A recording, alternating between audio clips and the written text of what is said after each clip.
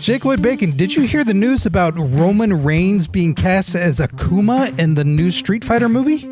Well, I have now. That's exciting. Is there anybody else on the docket? There is, but I think it's miscast. Why? Who would you cast? Well, you have Vega, so that's Zelina Vega. Oh, okay. I think I see what you're doing here. And then there's Ken. Okay. So, obviously, Mr. Kennedy. Alrighty, and then I don't know. What about Blanca? Goldust. Why Goldust? Because he got electrocuted. Perfect. Roman Reigns in Street Fighter and other news of the week today on Pro Wrestling Palskis.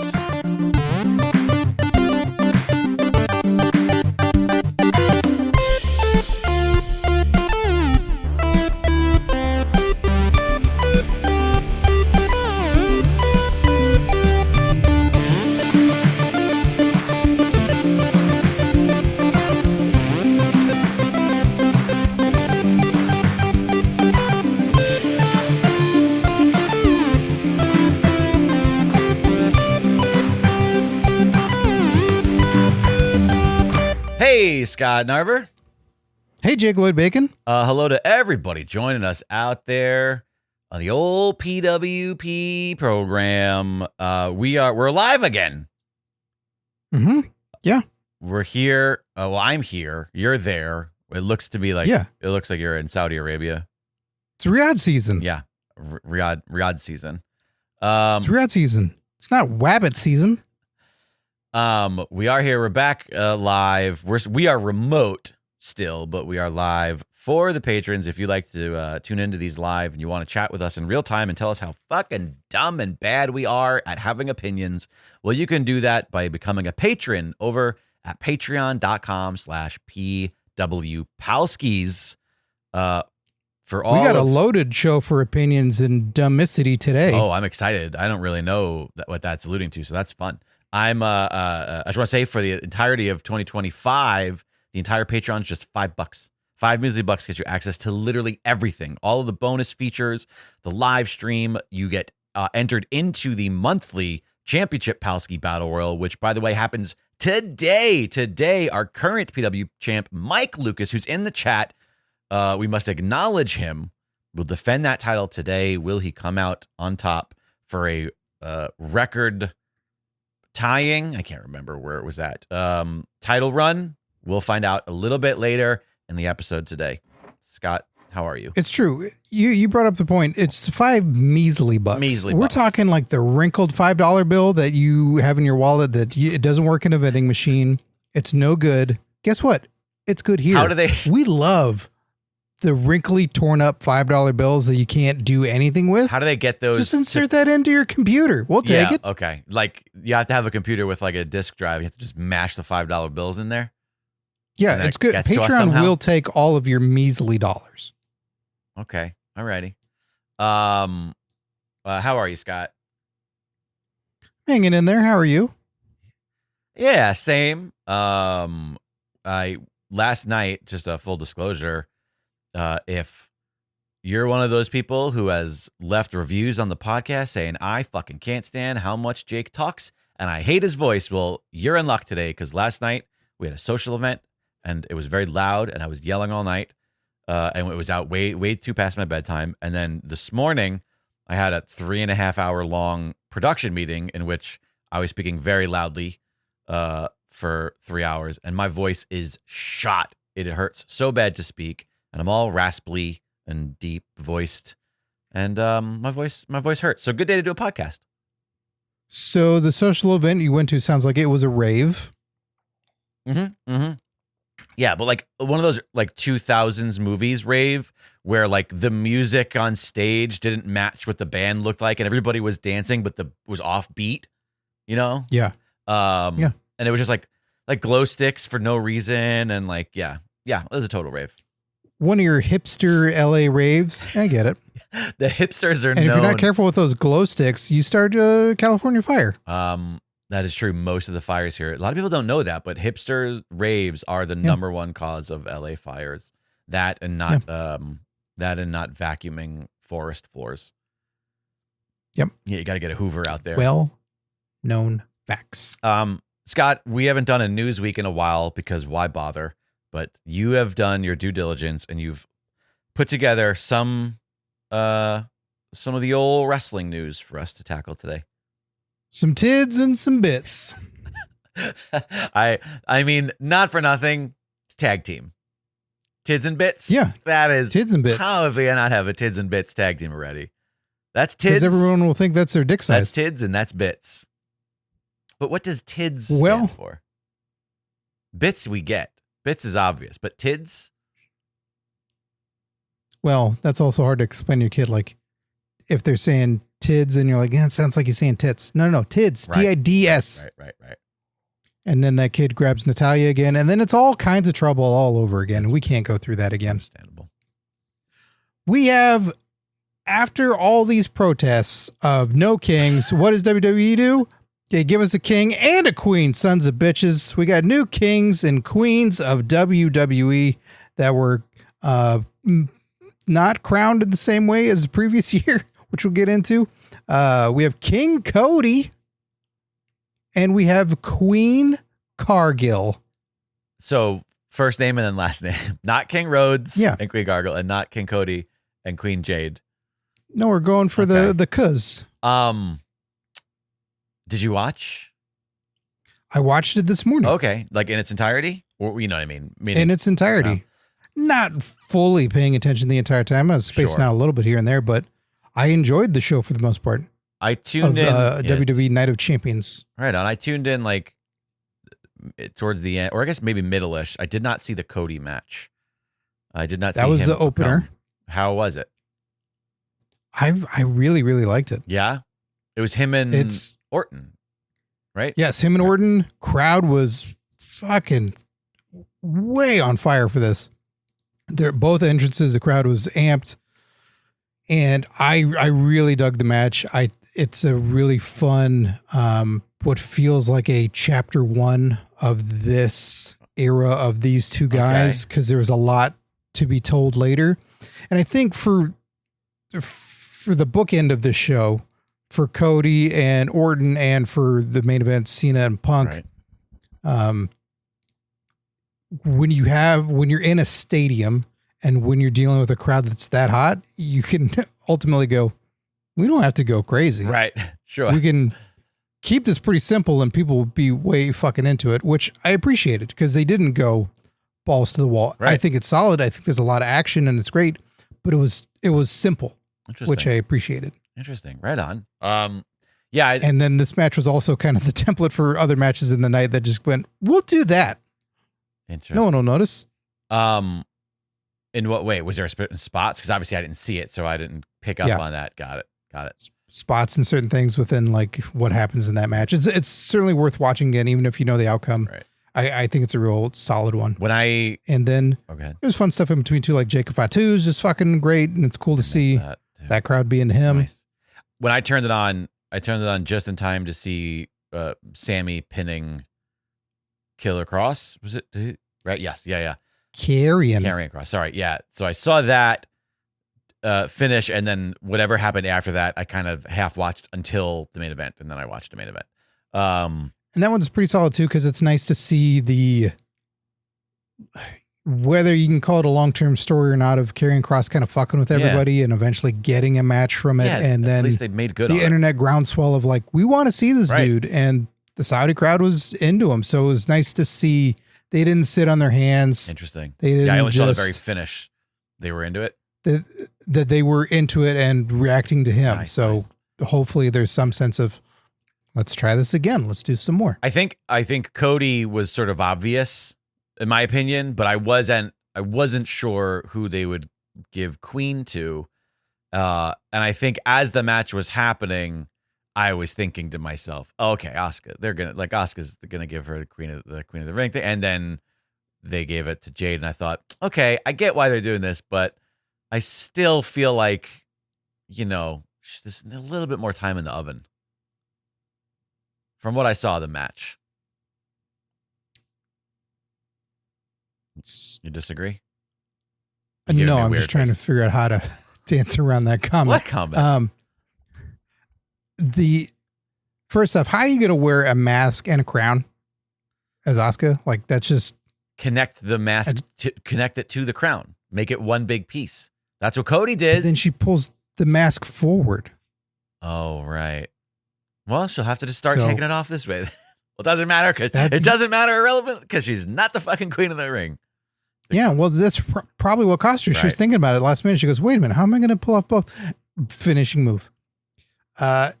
Jade is tough because it's been a few years now. Been through the AEW of it all and being with people and whatever training or whatever she got there. And it's been a couple of years now, WWE. Yeah. 2, I feel like 3-ish. it's been 2, but maybe more. I don't know. Time is a fat circle, as a wise man once said. So at what point do you go, I don't know, like, is this it?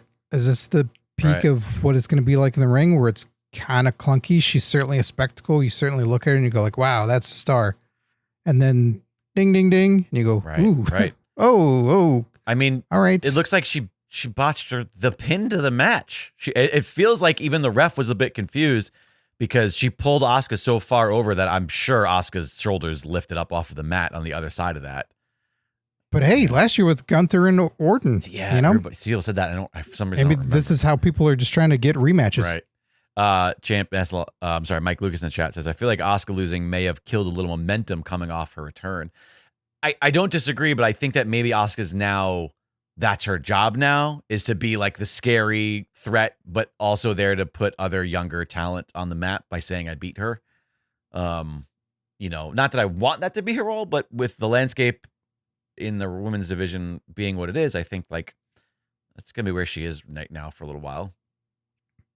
I mean, there's certainly something to be said for she's second place. Sure, of course. Amongst the tournament, that it's not an overall like, she sucks now. Right, of course. She was right up there. So now Jade's got the spot for SummerSlam to fight for the title. So then if she does it or doesn't do it, then Asuka can say like, I was so close. Right. I was right there. So unless it's continuous that she's losing and nothing's happening, then I think you can go like, all right, well now momentum is gone. Right.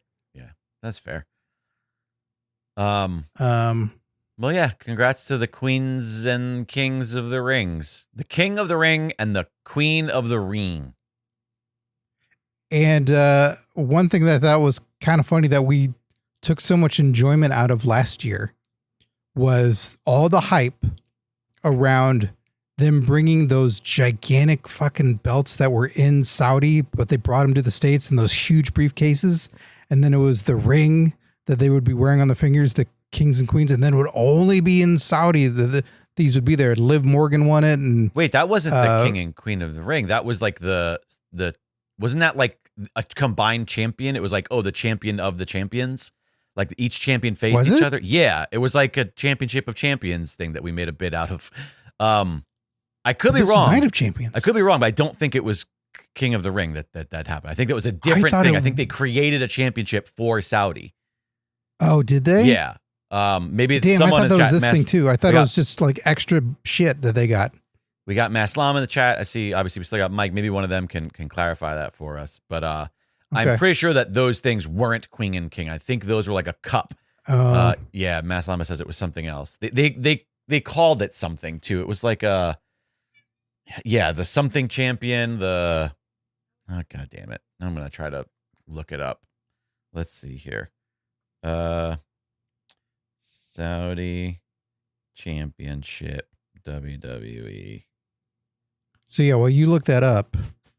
I was bummed because I just thought like, all that goofy stuff went away. And then Cody didn't wear the crown on his head. And then Jade did for a moment. She put it down very briefly. That's funny. But I'm like, if you got it, you have to put it on once, no matter what. Right. Like they need the photo. We need to put it on the website with you wearing a crown. Yeah, you can't just hold it above your head and go, I'm not wearing this stupid fucking thing. Nah, I'm good. Yeah, this is stupid. So amongst all that, Hikuleo debuted at WWE Night of Champions, and now he's been given a new name. During the Night of Champions post-show, it was revealed that going forward, Hikuleo will be known as Tala Tonga. Tala? Talla or LA? Tala. Gotcha. So we have Tama Tonga, Tongaloa, and Talatanga. Okay. I am so glad I didn't pursue a career of being a commentator in WWE, because this is where I'd go, well, I guess I'm fired. I guess I'll be like Jim Ross when it came to the Chris's in the era of just saying like, Chris Benoit did this thing. That was Chris Jericho. Okay, shit. Right. I'm just talking too fast. I'm saying Chris. Yeah, I think there's going to be a lot of that. By the way, it was the Crown Jewel Championship. How could we forget? That was the name of the thing with the ring and the belts. Well, okay, so what's weird then is Crown Jewel is going to be in Perth coming up. Right, so maybe they'll have another Crown Jewel Championship, and it'll be only in Australia. It'll be a Australian flag colored belt, or something. It'll only stay there, and it'll stay in Australia.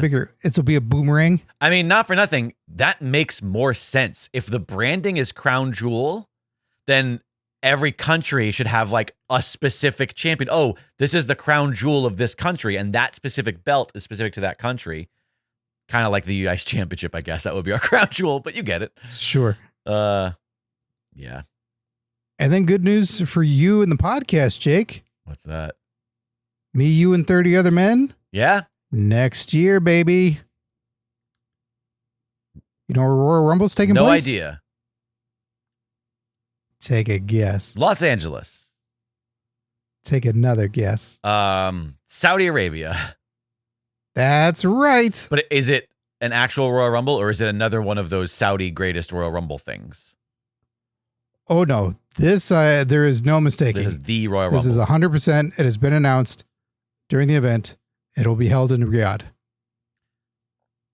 Yay. So you going to go to this one? I don't go to the ones in our country. And I was gonna say, I was gonna make a joke. So logically, I was gonna say I don't go to the ones in our country where journalism is free, but then I realized, I can't say that anymore because we're just turning into it. So yeah, it's even playing ground. That's like probably one of the only WWE events that I'm like, no, I kind of still would like to really go to one of those. Would be a Royal Rumble. Fuck Saudi Arabia. Your Patreon dollars, everyone, helps Jake buy his plane ticket to Riyadh for 2026 Royal Rumble. Mike Luke's in the chat. At least they'll be on early. There you go. Sure. Is that a good thing? I mean, if you had, are you going to have a morning Rumble party? Yeah, why not? They're so fucking long. Why so? They're so long anyway that everybody's exhausted by the time the main event of whatever the Rumble event is, like the Rumble pay-per-view itself. It's always like, no, that's just because there's two fucking Royal Rumbles in one night. Exactly. So put it on early. So they'll scrap the women's one. I mean, it's just, or they'll all be dressed as Catwoman. That was weird. And amongst the ladies, what they were dressed as, like everyone was just dressed as like a DIY Catwoman. And I don't mean a Ciampa or Gargano. I was gonna say the way that DIY used to dress in cosplay, they're all just like that with Catwoman. Everyone wore black leather. Gotcha. Amongst the earlier matches, I should say, like Rhea, Raquel Rodriguez, and Roxanne. All the R's decided to just wear black leather. Black leather, yeah. I didn't see any of those. And then I believe, yeah. Jade and Asuka went for something a little different. Right on. I don't know. It's just it seems like a really long way to go, in a very expensive and dangerous place to bring that much talent. Also, like, I feel like, think about the joy of the Rumble lately has been the WWE's interest and ability to like work with other companies, and like I feel like if it's in Saudi against Dude Wipes, I think if Saudi is gonna get the Rumble, we're not gonna get any of the like. It's all going to be like the legends. It's going to be like those Rumbles where it's like, okay, every surprise return is going to be just somebody that Saudi they wanted to dig out for one more match, where it's not going to be sort of like what it's become, which I've enjoyed recently. I've enjoyed that. It's like a little bit of variety. We're going to get some NXT. We're going to get some TNA. We're going to get whoever. But you say that, but they haven't done the legends in the Royal Rumbles except for the ladies. Sure. And yeah, maybe the men's, though, they haven't done, I think, in the past 2-ish years. That's the point I'm trying to make, is we're we're not going to get what we've had, which I've enjoyed. We're going to go back to probably, I just can't imagine them. I don't see why you think we would, because who would be in it? We're talking circles. I don't understand what you're asking. I'm sorry. No. Now I'm saying is like the legends that you talk about, like, oh, now they're going to make them bring back legends. Yeah. Goldberg is done this year. John Cena's like done who this is year. it going to be? Edge is in AEW. No, yeah, you're right. They're not. You're right. I mean, yeah, it's a good point. I have no idea. I guess they've already sorted that out. Then they're sure they'll be able to get 60 different people, across their roster to fly out there. I guess it's not any different from the one that was 50 people. The greatest Royal Rumble? Yeah. One of the greatest watch-alongs we've ever had that's available on our Patreon, where Jake just couldn't stop smiling the whole time. You can watch the video. Mike Lucas in the chat. Jake, you think the Rumble in Saudi's bad? Wait for Evolution in Saudi. That'd be pretty great. Yeah, I'd prefer a revolution in Saudi, to be honest with you. Well, you talked about a long way to go in a dangerous place. Well, you should know of all people, Jake, because Hulk Hogan is set to have a major presence just outside the arena where he had many of his biggest matches. According to a report from Page 6, a 9,000 square foot Hulk Hogan themed sports bar called Slam will open across the street from Madison Square Garden. Uh-oh. Look who's going to move back. When is this opening? It is. Does it say? No opening date has been announced. Okay. Well, whatever that date is, add 3 months to it, and that'll be the date that it closes. There's no way this succeeds. This is a terrible idea. What if it opens on September 11th? It would make sense because it'd be a fucking tragedy. It's such a terrible idea. Why do people keep trying to do this in New York? These things don't fucking survive. These sort of like novelty bars and shit, they do not survive. Especially that area across from New York. That's not even like a big touristy spot. Yes, a lot of tourists come to go to Madison Square Garden, but they get there through the subways. They don't fucking walk there from the area around it. It would be one thing if it was like, we're going to try Times Square again, where all the tourists are always around. Like, that would make more sense. But what are these other bars you speak of like this that don't work in New York? I can't think of one off the top of my head. I'm just aware that this is a trope where there's always some celebrity opening some sort of temporary theme bar or a restaurant, and then it always fails because the rent is so expensive and the clientele. Rudy Giuliani's place was a gelato bar, so that's totally different. No, I thought it was a hair dyeing place. I thought it was a salon. Well, no. See, he dripped the gelato from his head down into little bins. Got it. That makes sense. Yeah, there are two flavors of the day, left and right. Yeah. Oh, that's right. Of course, Mike Lucas. If WWE couldn't maintain a restaurant in New York City at a time, by the way, to add to your comment, Mike, when like WWE was the biggest ever. No, you don't think at that point that was the biggest ever? No, yeah. I think that was it's probably just that was a major period for sure. But I'm being hyperbolic. But I think also, to be fair, yeah. that lasted way longer than any of us thought it would. Sure, maybe. Was WWF New York, which then later was just a nightclub spot. Right, they closed the restaurant. Right. But that was at least a few years. I want to see if I can find how long that was. And if you don't know what we're talking about, everybody, just watch the opening credits of Panic Room and you'll see it. Yeah, later became The World. Right. But I want to see how long. Founded November 1999, defunct April 2003, which also makes sense because that's when WCW was gone. Right. Wrestling just took a big fucking dump right then.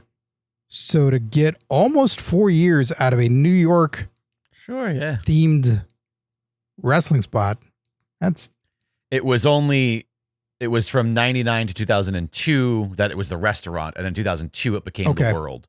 So the restaurant only lasted 2.5 years ish, and then The World lasted 2 more years after that. All right. But yeah, I don't know. Good for you, Hulk Hogan. Not horrible. It seems like a weird place to do this. Like, I don't know. It's just you seem to be popular in Florida. Why not try this in? I mean, I guess he has his like surf shop. Doesn't he have like a place in Tampa or something? Hulk Hogan's surf shop. Just I've been there. But I'll go on to explain like why this is happening. Please do. So the bar's interior will be styled to resemble the inside of the garden, complete with a replica jumbotron. It'll also feature Hogan memorabilia and screens playing highlights from his career. Although Hogan is expected to be a regular fixture at Slam Fuel. Yes, all of them. Great. Every Hogan Knows Best episode will be played. Great. Perfect. The bar is owned by Rich Rosen of American Sports Bar Entertainment. And he said, I basically waited 5 hours in line to get 2 seconds with Hulk Hogan. I came by with an 8x11 glossy picture of Madison Square Garden. In the picture is our venue. I walked up to Hulk. I dropped the picture in front of him. And he says, that's my venue. That's the garden. And you're my new partner. Well, okay. Hogan will finally have a place to sell his beer. There you go. I mean, why not open it in Trump Plaza? Or Trump Tower? Like, yeah, that seems to make more sense. People that are there, that's your target market. I mean, Hogan's red and yellow and Trump's orange. Red and orange, right? Yeah. Yeah, no, you're right. That's not compatible. Tough. Not compatible. Of all the themes, this has a shot for a while. I think this might kind of be the same thing where it's like, look, it had the tourist vibe and did all that for wrestling fans for like a year or so that don't go down to Florida, but they were in New York and they went, oh yeah, I went to the spot and look, I drank his beer. He's got the influencer time, right? Where people can TikTok about it and do that shit and buy the memorabilia. Right. And then it'll quickly fade out. Right. Well, that's kind of what I was going to say before we got off on a tangent, but like the people who are interested in this are going to go within the first 3 months, 6 months or whatever, and they're never going to come back. It's not like the sort of thing that's like, oh, we got to go back to that. Like it's going to be I want to go to that thing. I did it and now I'm done. And the locals aren't going to fucking go. Nobody that lives in the area is going to be a regular. And it's not like Hogan's around. Well, I don't know where Linda Hogan lives now. Knocking about. That's a good point. She's got to be in DC at some point. Yeah, I don't fucking know. How's Hitman's bar doing? Any update on that? Aren't you? I have do you no not get the newsletters? Like that to me makes more sense. I paid Bruce Hart $4,000 to know about those updates and nothing. Wow, he took your money and ran? Yeah, it's like Jericho and I finally have something in common. You're owed money by Bruce Hart? Yep. If all I know is that they should at least fucking sell hot dogs at this place. With little Hulkamania bandanas on one end of them. Maybe you can reach out. Maybe you can say like, hey, I made a shirt for you guys. Here. That's a great idea. Well, and better news for you, Jake.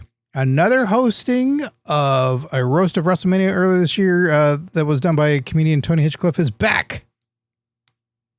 WWE announced that Tony Hinchcliffe will host WWE Late Night in Inglewood, New Jersey at 11 p.m. Eastern after night one of SummerSlam weekend on Saturday, August 2nd. All right. Ugh, so stupid. But also, the best analogy for what this is that when they talked about it at night, when they played the preview for it at Night of Champions, which I saw, and they were like, it's here in New Jersey. They showed a picture of the south end of Manhattan, New York City. And they were like, right here in New Jersey. That's exactly that.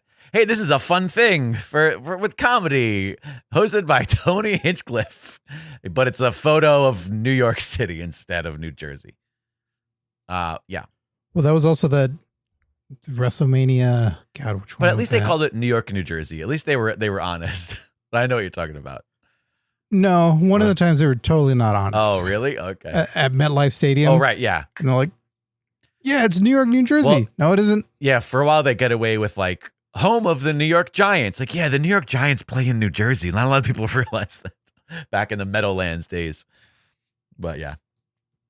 So the Bergen Performance Arts Center is the venue for the comedy show. A ticket pre-sale begins on Monday, June 30th at 10 a.m. and with the general public on sale the next day on Tuesday. And the crowd goes So you going to this, Jake? Fuck this.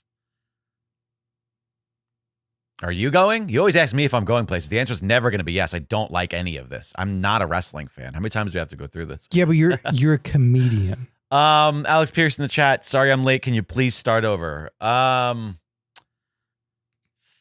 do you say, Scott? Start over or just let him? Tony Hinchcliffe to be hosting another comedy show that may have Jake Lloyd Bacon on the dais. Fuck that noise. I remember when you didn't know who this person was when they announced that. What do you call it? And I was like, oh, yeah, he's this guy. And then you looked it up and you're like, oh, yeah, no, I get it. It's fucking terrible. Well, because whenever I'd seen the clips of Kill Tony online, I didn't know the guy's name, Tony Hinchcliffe. I never thought he looked the same, so I always thought it was somebody different. Right. And whenever I'd see him, I go, why do they have this guy on the show? He's the worst. Doesn't do any characters, and he always brings a screeching halt to whatever's funny. Yep.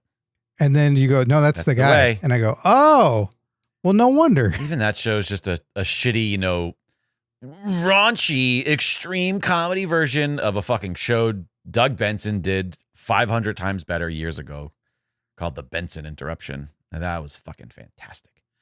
I don't know. Listen, it's not going to go away. I almost want to stop bringing it up because it's just going to be a thing that we just complain about, or at least I complain about. But like, it feels like this is his guy. It feels like this is their guy now. They want the fucking, they want the RNC. They want the Madison Square Garden, racist Klan rally Trump guy. And that's their wrestling comedy guy. So that he's just going to be it from now on. Is it because he's the only one that puts it out there or tries? Like, do you think there's just not enough? You don't think that Ron Funches comedians that wants to do this shit? Or there's tons of comedians who are wrestling fans. But it's just that do you think they're proactive enough to put it out there? 100%. But I think this is the fucking MAGA movement. This is like, because he comes from the Rogan verse and he's friends with the fucking MMA people. And it's just, I think it all just stems from that shit. You mean Ron Funches isn't MAGA with that alpha speaking voice that he has? Yeah. All right, you guys. It has nothing to do with there's not other people who would do this. There's people who do this, but there's also roast. Support everybody. There's also like roast comics who are very good and funny, who are still in this space, who aren't like fucking right-wing lunatics that I'm sure would be great at it and they would do a great job of it. But Jake, what are you going to call the show when you host it in a couple of years? Something has gone terribly wrong with the plan in my life. Welcome. I do like it that it's called Something Has Gone Terribly Wrong. Welcome to my group suicide. I don't know. You wouldn't call it Kill Tamina? Kill Tamina. Kill Tony, but really, though. Brad Williams, Mike Lucas in the chat. Brad Williams would fucking kill at this. Brad Williams, wrestling fan, great comic, not a douchebag. Yeah. Alex Pierce, wrestling and comedy never mixes. Ain't that right, Scott? I know what you're talking about as I record from my garage with no success. Jim Ross says his cancer is gone. Finally. Still targeting return for AEW All In. I didn't mean finally as in finally his cancer's gone, but finally something that I'm happy about. This is great. Good news. I think we're all scared. He's still an old man with many health problems, but this is a major success. Jake, I got news for you. He's going to keep being an old man. Yeah. That's the point I'm trying to make. He's not gonna cure that one. That's the point I'm making. He's still an old he's healthy. He's healthy enough right now. Do you think he's coming back to work soon, or was that part of the story? Well, that's what he's saying with a projected return at AEW All In. During his most recent podcast with Conrad Thompson, the 73-year-old said, "The cancer's gone, which I'm happy to say. I'm blessed that my health has returned and I'm feeling pretty damn good." Fantastic. So July 12th is All In Texas. He reiterated saying, "I'm tired of sitting at home and I'm excited about the opportunities that await." He said his plan is to be at the pay-per-view. Ross had surgery in late May, getting the cancer removed from 2 places in a less invasive surgery than expected. He spent nearly a week in the hospital recovering. And Ross said that AEW head Tony Khan was amazingly wonderful during my illness and has certainly taken good care of me, and I plan on being reciprocal and doing my best to take care of him in my role going forward. So I don't know if he's breaking news that Tony Khan has colon cancer, and that Jim Ross is just going to do same thing, no. Just like take care of him. I thought it was going to take care of him. I mean, listen, blow him? For all of the things that Tony Khan does that is fucking absurd and bad as a wrestling promoter, one thing we can never speak down on him is that he's not like nice to people and kind, because it seems like he's very much like, I just want everybody to be my friend. I'll help you. I'll give you the things. And he seems to be generally like generous. I mean, that was one of the reasons. I mean, everybody kind of like gave him his flowers about the way he handled Brody's death. And like, he's just kind of like, he's that guy, I feel like, which is what makes him a bad wrestling booker. I think for the most part he is. There's clear. I left out a story about Keith Lee saying, I've been healthy and I've been fine, but no one's calling me. So if you're super popular and Tony Khan watched you as a kid or something tragic happened immediately, right? He's great. Right. If you're just an employee, right, out of his immediate sphere of vision, arm's length rather. Yeah, exactly. Then not so great. Alex Pierce, I love Tony Khan. He's the absolute best wrestling guy ever. Anyone know if he's hiring? Jeez, Alex, what's that about? That doesn't make any sense. Fishing with Pierce. Does Pierce want to work in the wrestling industry? Alex Pierce? Good luck with that, buddy. Yeah, I don't think that's I don't know why anybody would work in the wrestling industry. Hard times. I don't know how anybody could. Get treated like shit. I mean, is there even any loyalty in wrestling? Alex Pierce just said, "Hard times, Daddy," and I don't know. Is that what you plan on calling Tony Khan? Hard times, Daddy. Hey, hard times, Daddy. Hey, hard times, Daddy. Put your hand on my computer screen. My Uncle Adam can't help me on Raw, he says. But on to our main story, and let me remind everyone, this is not a movie podcast. It's not a movie podcast. But Roman Reigns is to play Akuma in the Street Fighter movie. It's good for him. This is like Jake, his first big thing. May I say Akuma Matata to you? Oh, an Akuma Matata to you. And Mama say Akuma to you as well. Leave my kids out of this. I don't know a lot about the movie. I don't know a lot about Street Fighter. But I'm assuming this is going to be a big popular movie. Do we think Akuma's a big major role? I don't know. Is he a major character in the game series? Yeah. Okay. Is he a big bad? I can't remember. Is he a what? A big bad. Is he like one of the major villains? Is this what you're calling Tony Khan? Is he your big bad? Big bad daddy.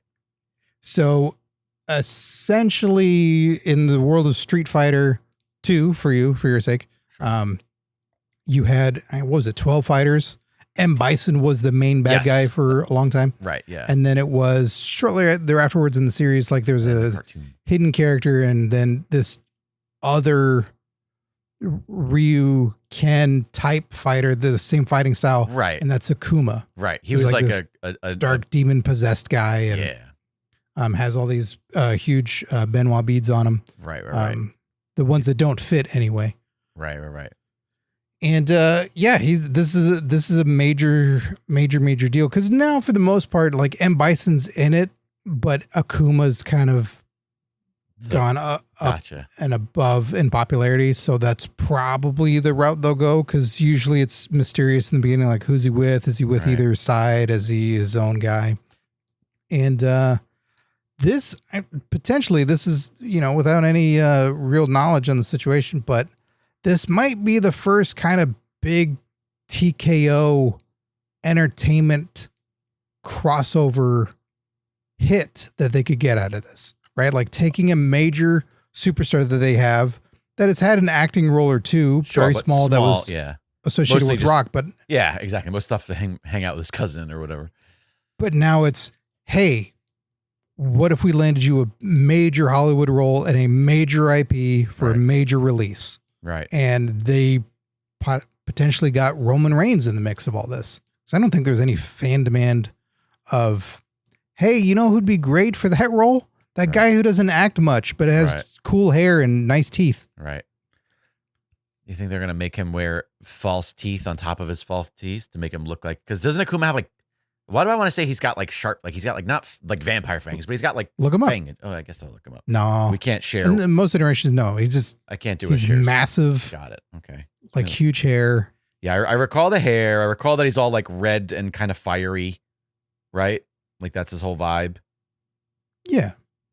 Akuma restaurant nearby. Nope, that's not what I want. You should go there. Check it out.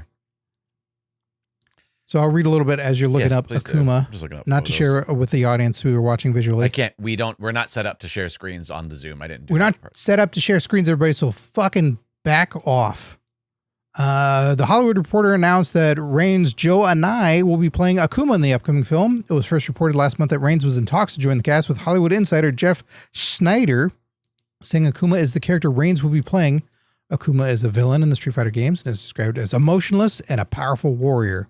Also, Jason Momoa, Noah Centineo, and rapper Curtis 50 Cent Jackson are also cast for the movie. And who is 50 Cent playing? Who's what? 50 Cent playing. I believe he's playing Balrog. Oh, the kickboxer. No, that's Sagat. Oh yeah, I'm sorry. No, he's regular boxer. Balrog's a regular boxer. And he's got like the cool side haircut. It's so I remember. The weird thing that happened with translation and things that happened originally. So M. Bison was Balrog because it was Mike Tyson. M. Bison. Right. M. Bison. And it was a way of doing it. And then it got switched somewhere amongst the American release. Right. And then got it. I believe M. Bison was Balrog was the name. Oh, so they just switched their names. They just switched the character name. Yeah. Got it. And so Balrog, what we know him to be in the American audience is like, yeah, he was just Tyson. They just took a fucking... Right. Well, that's fun. Clone looking idea. Yeah. Yeah, I'm interested. I mean, like, it's such a crapshoot when it's a huge IP like Street Fighter, because we've seen a lot of IPs like this that people get cast in and then the movies just aren't that good and it doesn't really move the needle. But the fact that it's an ensemble, that could be really good for him because it's not as much pressure. It's not like The Rock doing Shazam. Not that he wasn't already a huge movie star by that point, but if it Black Adam. I'm sorry, that's what I meant to say. But if this was like, he wouldn't work with Shazam. If this was like, oh, Roman Reigns is going to play Akuma in Akuma, and it's going to be a movie all about his character, and then the movie sucks, they're like, oh, he can't be a lead in movies ever again. Like, we're done with that. But this is a good position for him, like a meaty role in like a big giant franchise that I'm sure a lot of people will go see. It's fun. Yeah, because chances are you're going to give him less lines. You're going to make him look cool the whole time. You have an ensemble, you can make so many other people talk and do crazy shit. Didn't you even read in his description? His whole thing is that he's sort of just like steely face and doesn't talk a lot, and he's just sort of brooding. Yep, all those words. Great, perfect. Good for You'll be Steely Dan. Good for proud MAGA supporter Roman Reigns. And what's crazy is the comparison that's been made forever. Him and Jason Momoa are in a movie together. Oh, right. Yeah. Momoa is going to be playing Blanca. So then they're going to be doing the press circuits and all that. And they're going to be seeing these two guys side by side and going like, hey, you guys brothers? Like, we're going to see a lot of dumb junket questions from those people. Right. Yep. So which that aren't the nerdy types. So I know you guys are both part of the legendary Anoa'i family. So I know you're all related to The Rock. Jason being like, what the fuck? Yeah. Because they can't Google to find out Anoa'i family. That's not happening. Not for nothing. The way that WWE rewrites history so often, we're going to start seeing videos of before last or 2 WrestleManias ago, whenever it was, where The Rock made that big giant bloodline family tree. We're going to start seeing versions of that, but Jason Momoa is just going to be snuck in there somewhere. Like he was always there. Right. So it's pretty big. This will be I believe the third live action Street Fighter movie, because there's Street Fighter the movie with Raul Julia and Jean-Claude Van Damme and many others that kind of go like this. Oh, Jesus, I don't know. Yeah. But it's worth a watch. And then I'm trying to remember, I think it's called Street Fighter The Legend of Chun-Li. Oh, right. Oh my God, I forgot that even existed. And Kevin Nash is in that. And it's one of those, I think, where they were trying to do the Avengers type thing where, all right, we'll do a Chun-Li movie. And then a Chun-Li movie, then we'll do a Ken movie and a this movie. And then it'll all come together with a Street Fighter movie. And the first one just tanked and then went, well, fuck that. We're not doing it. It was a dark universe, so to speak. I forgot all about that movie. Michael Clark Duncan was in that movie. Is he in there too? Wow. Yeah. Yeah, he played Balrog. He played the boxer, if I'm not mistaken. Okay. I never saw it. Yeah, I'm going to add that to my watch list because that's I bet that's one of those movies that's probably bad, but like, yeah, you put it on and it's fun because it's characters and you go, oh, they did that? That's dumb. Alex Pierce in the chat asks, if you and Jason Momoa were a tag team in WWF, what would your tag team name be? Oh, I see. He's asking it as one of the reporters because it's WWF. So he's doing like a real Access Hollywood question there. Oh, right. Yeah, that's what they. Sure. Yes, that's what's going to be asked of Roman Reigns on a press junket. Yeah, 100%. Or it's what it's going to be. It's going to be like, oh, what would your finishing move? It's going to be all of those sorts of things. Yeah. Oh gosh. The poor man. I look forward to it. I mean, not for nothing, but all of the press that he did with Jack Black for this Minecraft movie just made me like fucking love that dude. Like they just seem like they're having an absolute fucking blast together.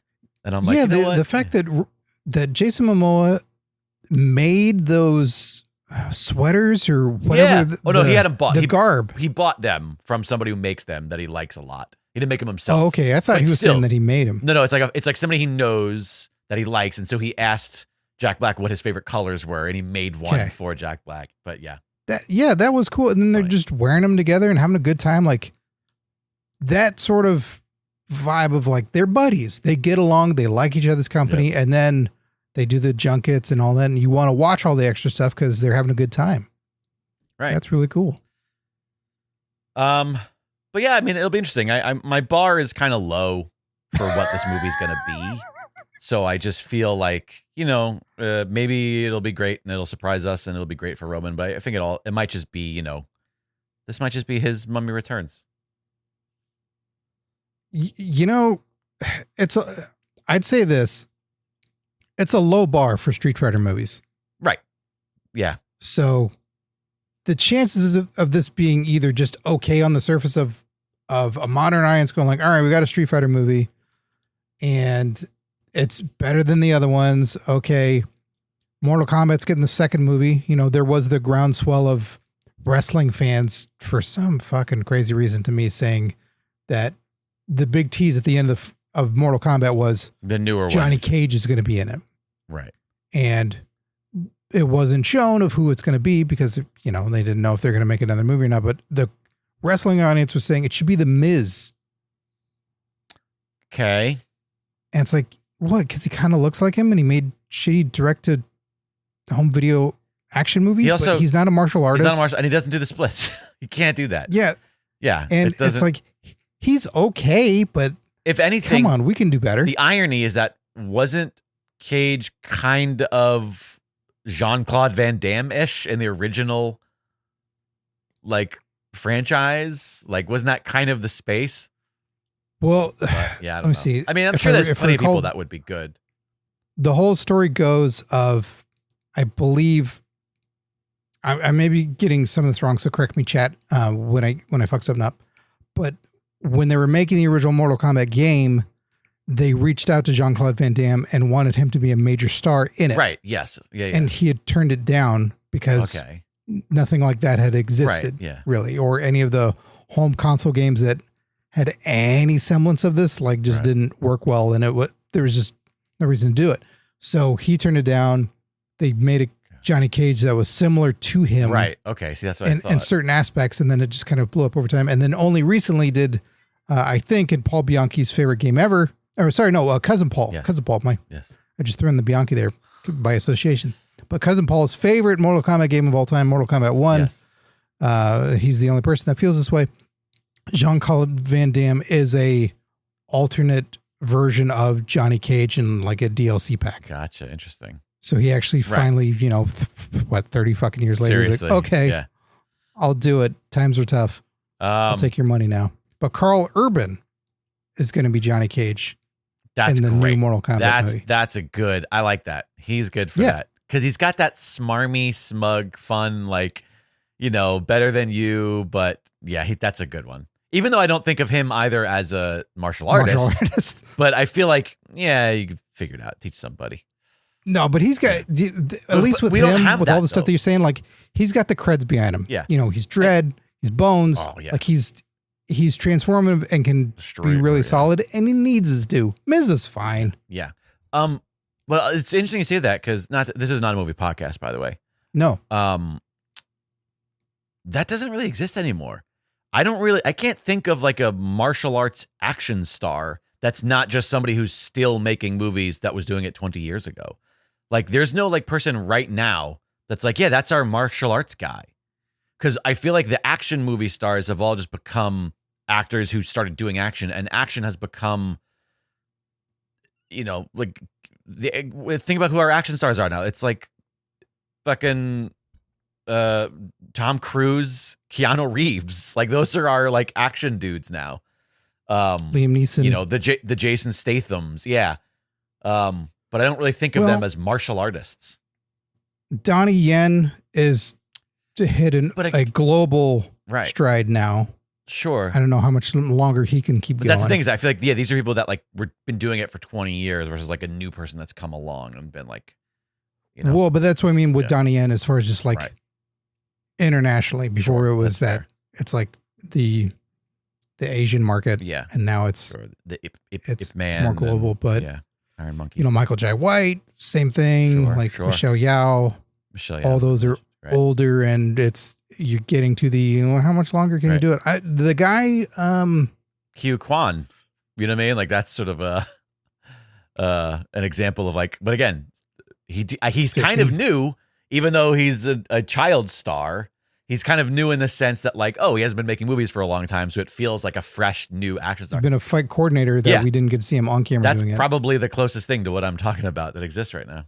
Well, there are two guys that I can think of I can look up their names in a moment here, but the main kid in Karate Kid Legends. Okay.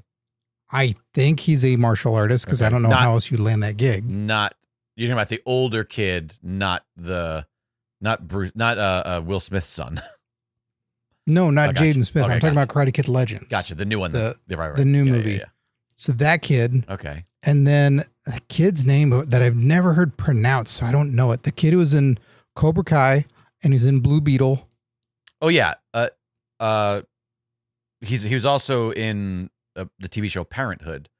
I absolutely fucking loved. Zolo, right? Something Zolo.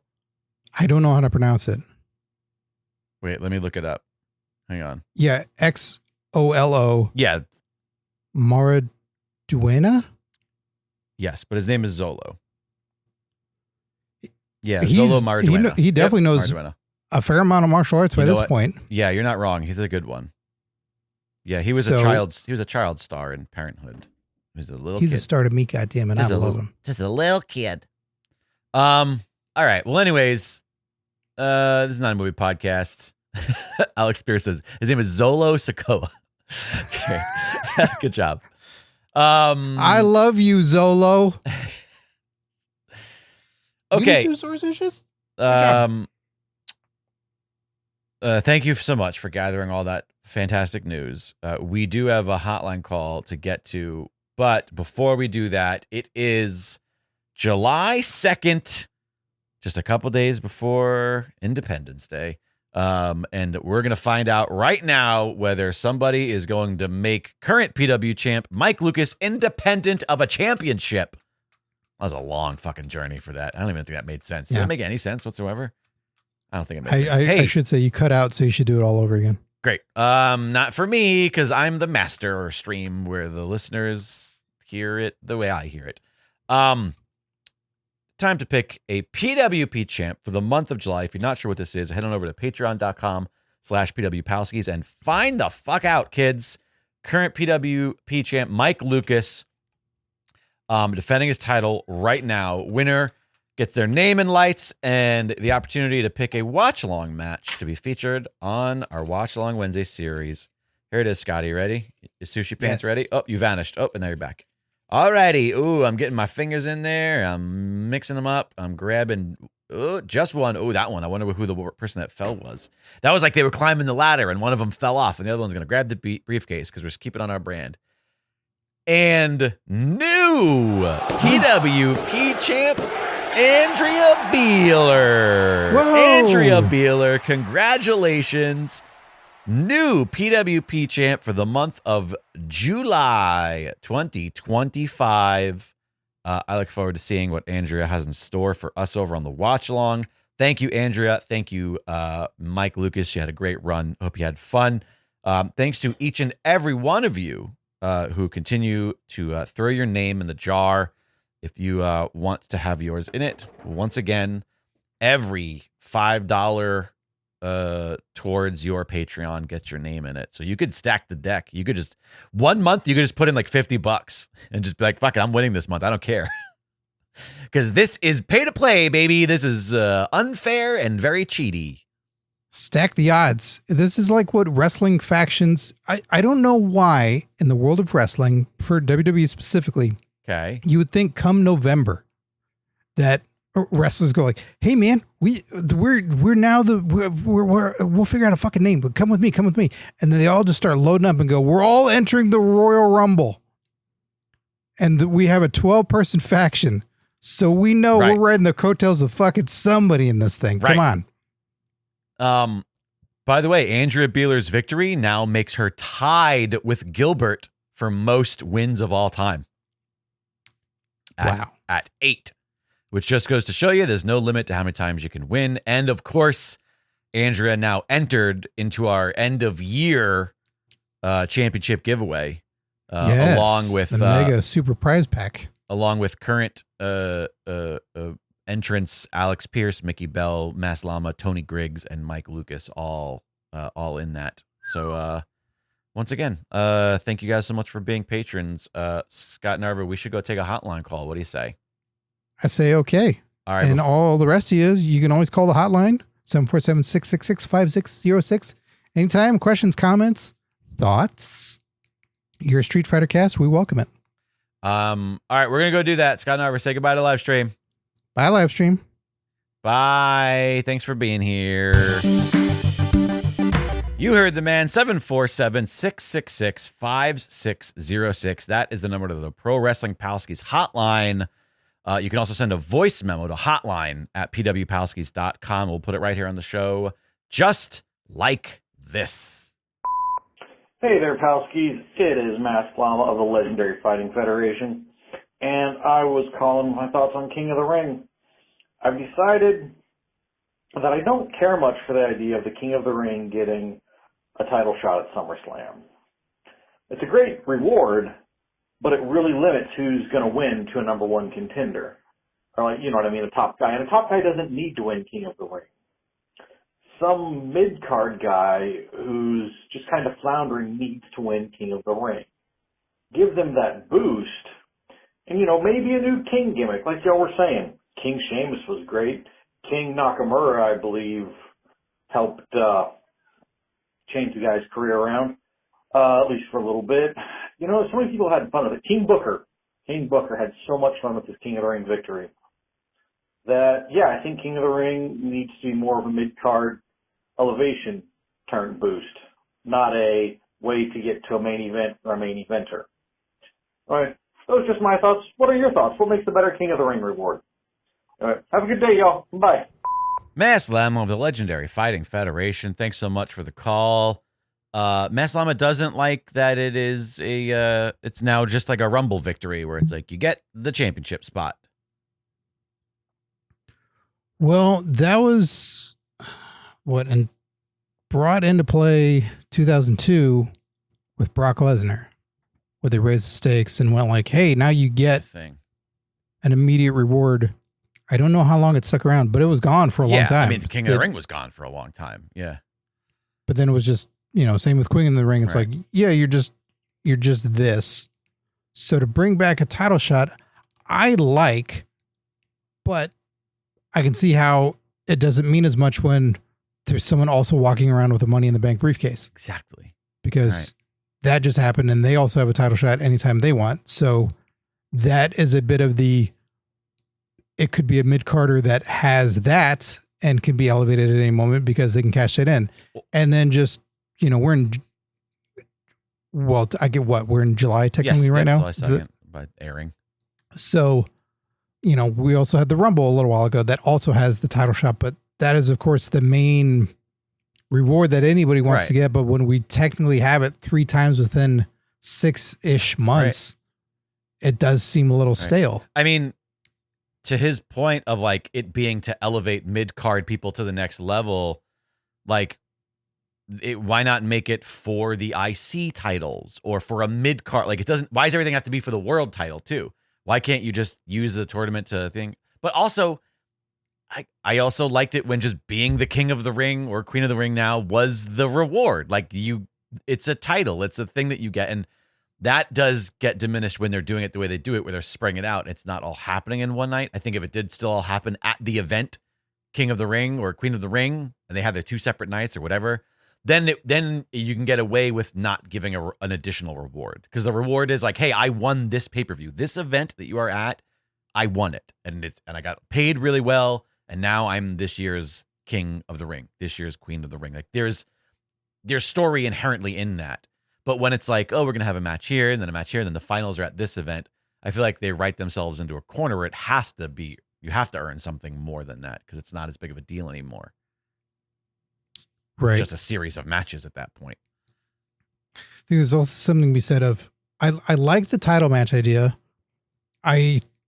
Something that's not played up anymore, and I get it because of the machine that it is, but it's a little off the beaten path. But when we were setting up for WrestleMania 12, the Iron Man match between Brett and Shawn, we had all these vignettes where they would go and train. Right. They weren't at all these shows because they were going and training. We had that for SummerSlam 2002 with Brock and Rock, that we would see these vignettes of they're getting ready for this thing. Right. So they're going to go train.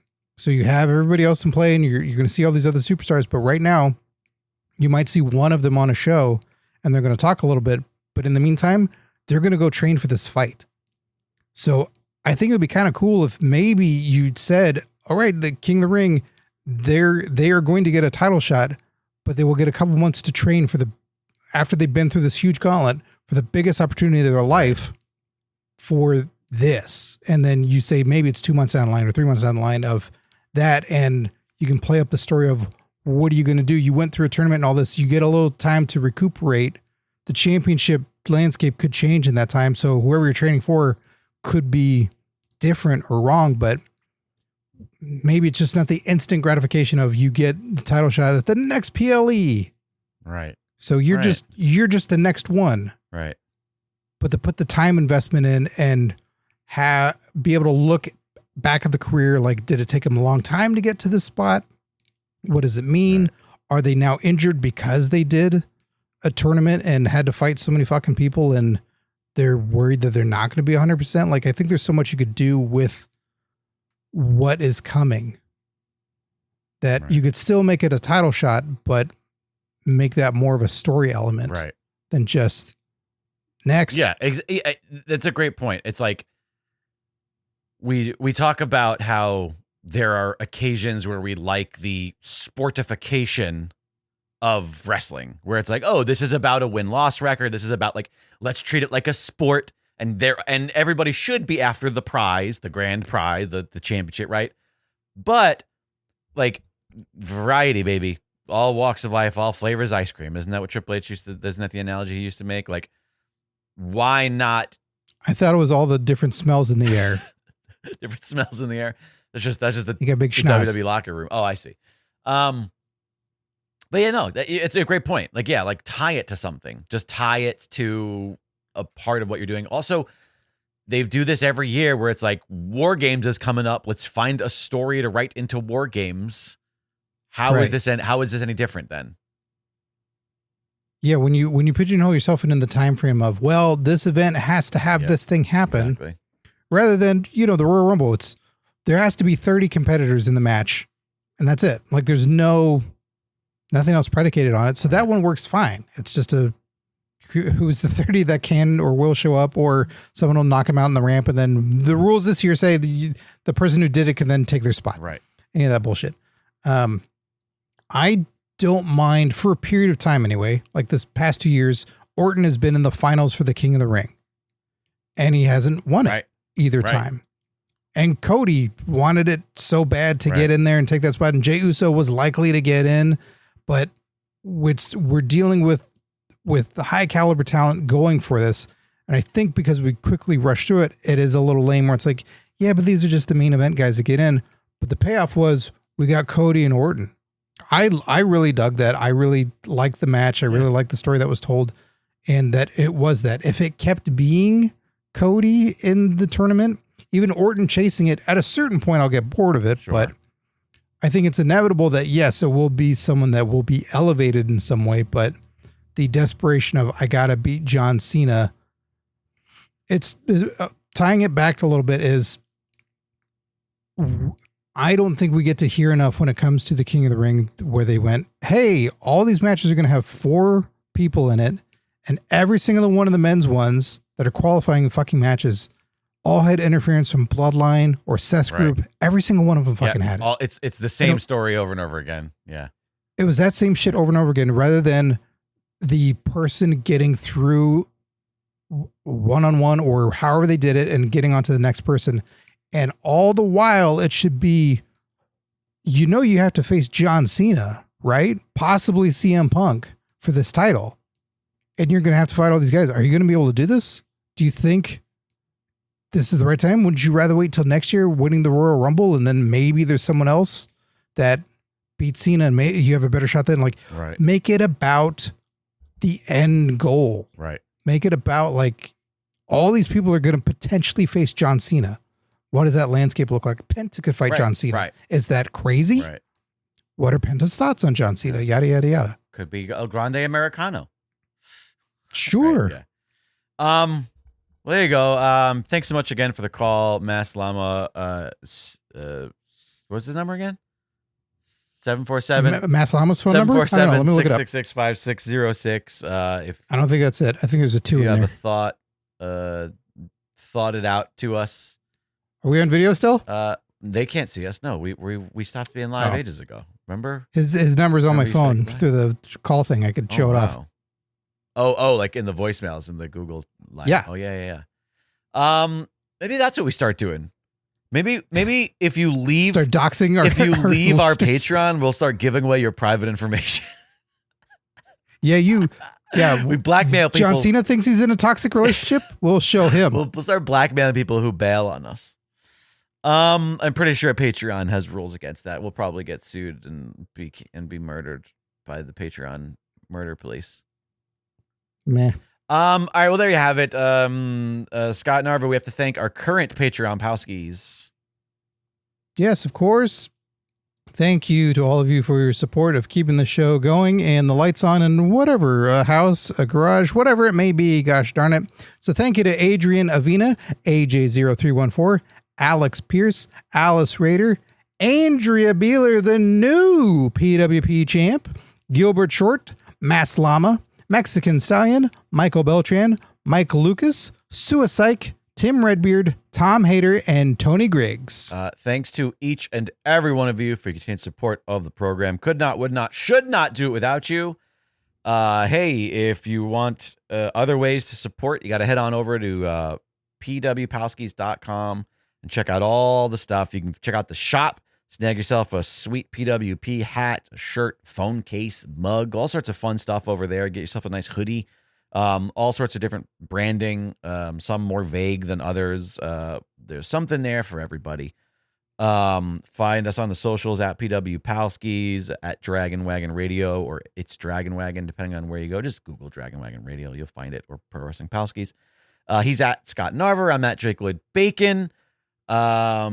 that will do it. Thanks again for the patience of everybody who joined us today in the live chat. It was such a fun time having you guys back. Sorry we've been off live so long, but hopefully now that we have this sorted, we'll be live from now on again.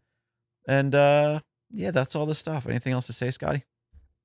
That's it. Hope everybody has really fun and mildly safe 4th of July. Yeah, 4th of July. Happy 4th of July, everybody. And yeah, keep it safe. Eat a hot dog. Hope you had fun with us today. Always a blast hanging out with you for Wrestling Palskis.